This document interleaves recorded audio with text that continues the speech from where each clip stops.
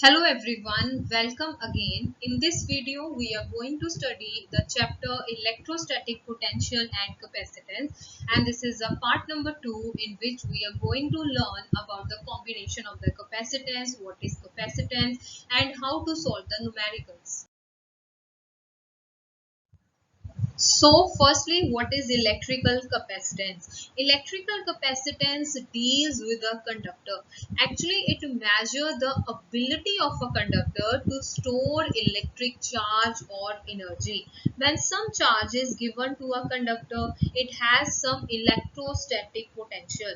More the charge given, higher is the potential of the conductor. So we can say that let Q be the charge given to a conductor and V be its potential.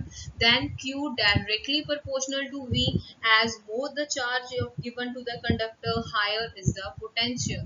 After solving the sign of the proportionality, we get Q is equal to CV. Here C is a constant of proportionality which is known as the capacitance of a conductor. So we get the formula of the capacitance. C is equal to charge per unit potential. If we take potential is equal to 1, then we get the answer C is equal to Q, which specify that electrical capacitance of a conductor is equal to charge required to raise its potential through 1 unit. Capacitance is a scalar quantity. Its unit is farad, which is denoted by capital F. There are some other smaller and practical units of capacitance. The first one, that is a microfarad. Microfarad is equal to 10 raised to power minus 6 farad. Second unit is a nanofarad, that is equal to 10 raised to power minus 9 farad. And at the last, picofarad, that is equal to 10 raised to power 12 farad. So now what is capacitor? Capacitor consists of two conductors of any shape separated by non-conducting material such that it can store electric energy. So you can say there are the different types of the capacitors which can store electric charge or energy. When the capacitor is charged by connecting the two uncharged conductors of the terminal of a battery, the two conductors carry charge of equal and of the opposite sign. It means that they have the charge of the equal magnitude but of the opposite nature. So we learn that a capacitor is a system of two conductors separated by an insulator. We already see the different types of the capacitors that are used to store energy in the form of electric charge. So capacitor consists of two electrical conductors that is represented in a pictorial form by this diagram. Here these two lines represent the two electrical conductors that are separated by some distance, and here this distance is may be covered or occupied by a vacuum or any kind of the insulating material that is known as dielectric. When their capacitor is connected to the supply of the battery, then these plates get charged from the battery, as then from the negative plate the electrons are created on the one plate or of the capacitor, and from the positive source the positive charge is created on the another plate of the capacitor. So now where we use these devices? We use it in different electrical appliances like fans, motors, voltage correctors. All these devices consist of the capacitor to store the electric energy in the form of the electric charge. We can also use it in different electronic instruments, radio sets, television sets, combination of capacitors or grouping of capacitors. Capacitors are combined together to give the equivalent capacitance, that is in the two forms. One first one is the parallel combination and the another one is the series combination. So first of all we are going to see what about the parallel combination. In the figure you can see that there are the three capacitors that are denoted by C1, C2 and C3, and they are connected connector to the battery, so they have the charge positive and negative on each plate.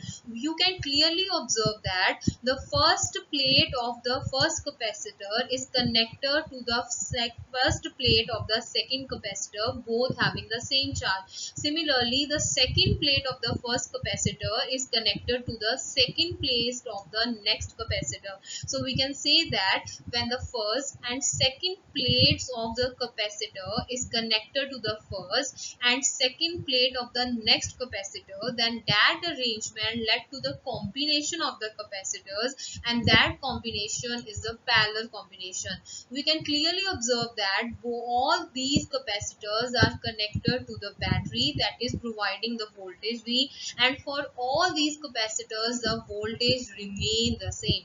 But what about the charge? Here the total charge is the combination or the sum of the individual charges across each capacitor, and we get the final capacitance by taking the sum of the individual capacitance, and that final capacitance is known as equivalent capacitance. So when the different capacitors are connected in series arrangement and they are connected to the potential difference, that providing suppose the voltage of the 12 volt. When such combination is taken place, then the electrons are transferred to the plate of capacitors and wires. The transfer of electrons make one plate as a positive charge and the another plate as a negative charge. The transfer of electrons stop when the voltage across each capacitor will turn out to be same.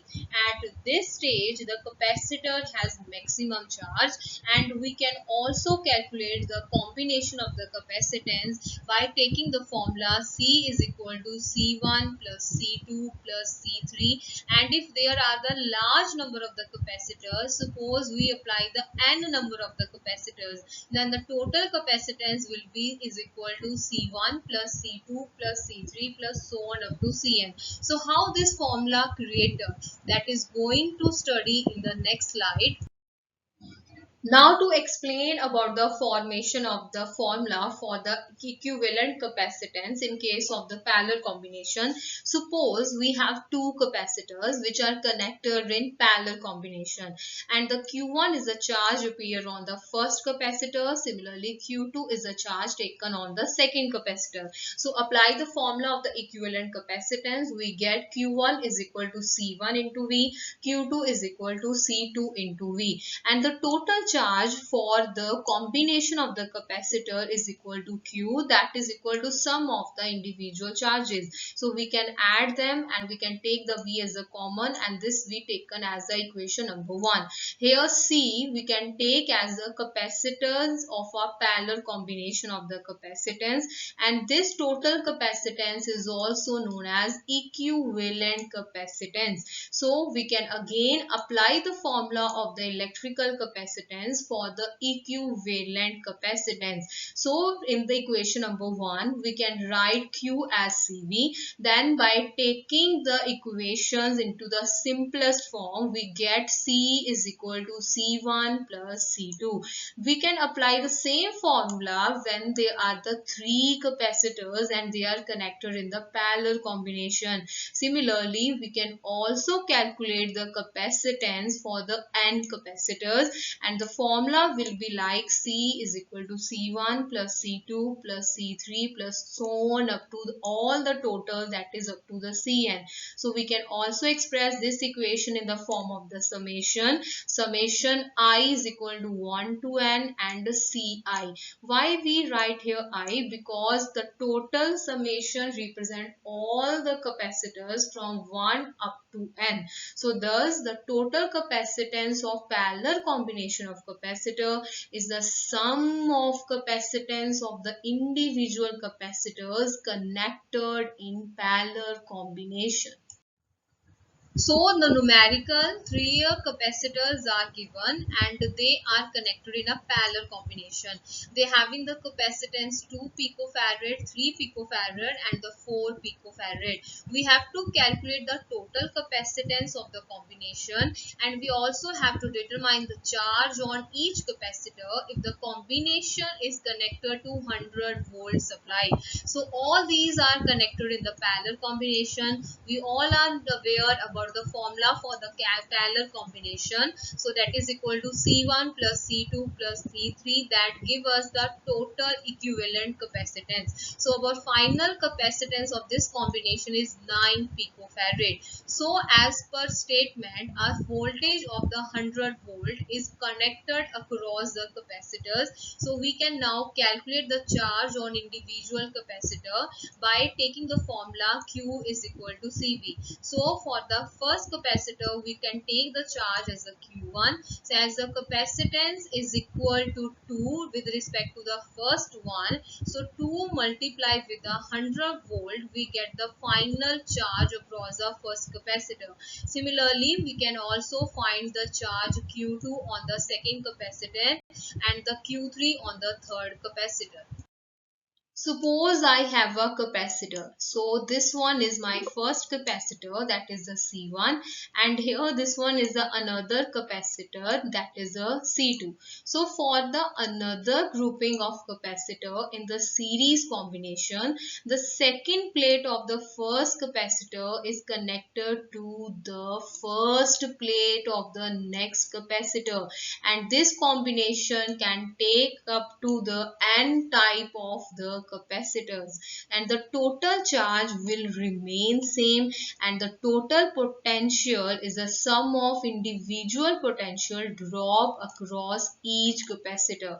We can calculate the total capacitance by taking the sum of inverse of individual capacitance. So for the brief study, we take an example, simplest way in which we take just only two capacitors. So these capacitors are connected in the series combinations. So the potential difference is taken as a sum of the individual potential difference across each capacitor. Then apply the formula of the electrical capacitance for the V1 and the V2. Then put the value of the V1 and the V2 in the previous equation, taking Q as a common. So we can now discuss about the equivalent capacitance, and for the equivalent capacitance we take the V as the potential difference and C as the equivalent or the total capacitance. So in the previous equation number 2, we can replace the V by the form Q upon C. After solving this equation, we get the final answer of the capacitance for the series combination. Then take the reciprocal, take the LCM, and the answer can also be written in the form of C is equal to C1 into C2 divided by C1 plus C2. We can also study for the n capacitors and can take the summation. Summation denotes the sum of the individual capacitance. When the series combination of the capacitors are connected to the battery, electrons are transferred out of the left plate of the C1 and making it positively charged and into the right plate of the C3. When negative charge accommodates on the right plate of the C3, then equivalent amount of negative charge leave the left plate of the C3, and as a result the left plate will have the excess of the positive charge. So the net charge now on this capacitor C3 is 0. The negative charge leaving the left plate of the C3 causes negative charge to accommodate on the right plate of the first capacitor C1. As a result, the left plates have the positive charges and the right plates have the negative charge. So we can say that they have the same amount of the charge when they are connected in series arrangement. And for the equivalent setup, we can draw this diagram by solving the net capacitance by the formula 1 upon C is equal to 1 upon C1 plus 1 upon C2 plus 1 upon C3. So how this formula get formed? We know that in this case the potential is different, as the potential across each capacitor is taken as a sum of the individual potential. So we can put the formula of the potential that is taken in the form of the capacitance, then take the Q as the common, and we get the final answer for the capacitance. So now the time for the numerical. We are given the two capacitors that having the capacity 3 microfarad and the 2 microfarad. They are connected in series and we have to calculate the equivalent capacitance of the combination. So we take the first capacitance as C1 and the second one as the C2. Apply the formula for the equivalent capacitance for the series combination and we get the final answer. Then take the reciprocal, then we get the final answer for the equivalent capacitance. Thank you for watching our video. Take care.